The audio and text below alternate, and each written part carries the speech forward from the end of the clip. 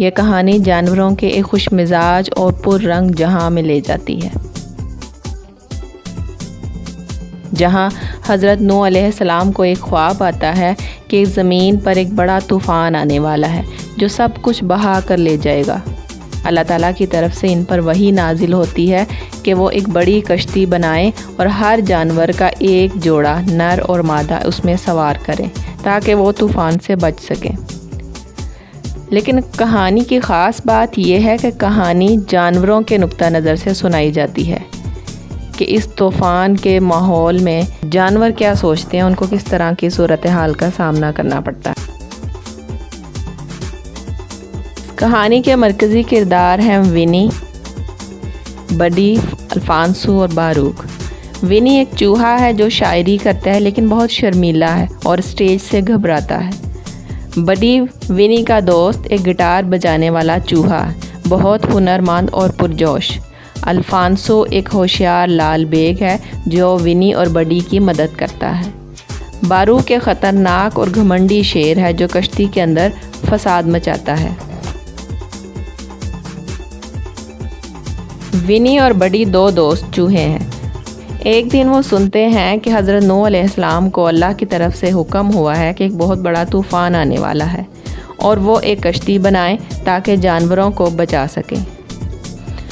حضرت نوح کی کشتی میں ہر جانور کا ایک نر اور ایک مادہ جوڑا سوار ہو سکتا ہے، لیکن ونی اور بڈی دونوں نر ہیں۔ اب وہ اس مشکل میں ہے کہ کشتی میں سوار کیسے ہوں۔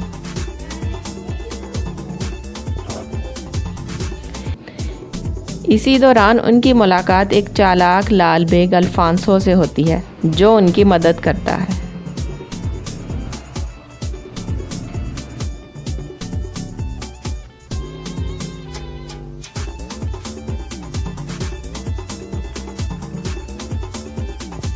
جہاز پر جگہ محدود ہے اور تمام جانوروں کو اپنی باری کے لیے جدوجہد کرنا پڑتی ہے۔ کچھ جانور آپس میں اتحاد کرتے ہیں، کچھ دھوکہ دہی کرتے ہیں، کچھ سیکھتے ہیں کہ اصل اہمیت رحم، قربانی اور ساتھ نبھانے کی ہے۔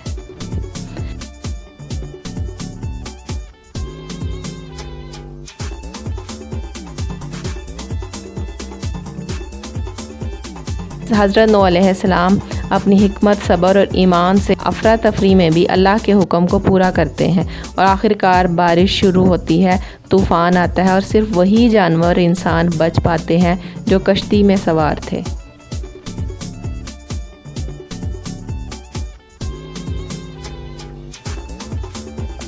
کشتی میں بہت سے جانور تھے، کچھ معصوم، کچھ شرارتی، کچھ خطرناک۔ جیسے باروک شیر چاہتا تھا کہ کشتی میں صرف طاقتور جانور ہی حکمرانی کریں۔ جانوروں کے بیچ میں جھگڑے شروع ہو جاتے ہیں۔ حضرت نوح علیہ السلام چاہتے ہیں کہ سب امن سے رہیں۔ ان کے لیے ایک موسیقی کا مقابلہ رکھا جاتا ہے تاکہ جانور آپس میں مقابلہ کرنے کی بجائے اپنے فن کا مظاہرہ کریں۔ یہاں ونی اور بڈی کی موسیقی کشتی کے ماحول کو تبدیل کر دیتی ہے۔ وہ اپنی شاندار پرفارمنس سے سب کے دل جیت لیتے ہیں۔ جانوروں کے بیچ صلح ہو جاتی ہے۔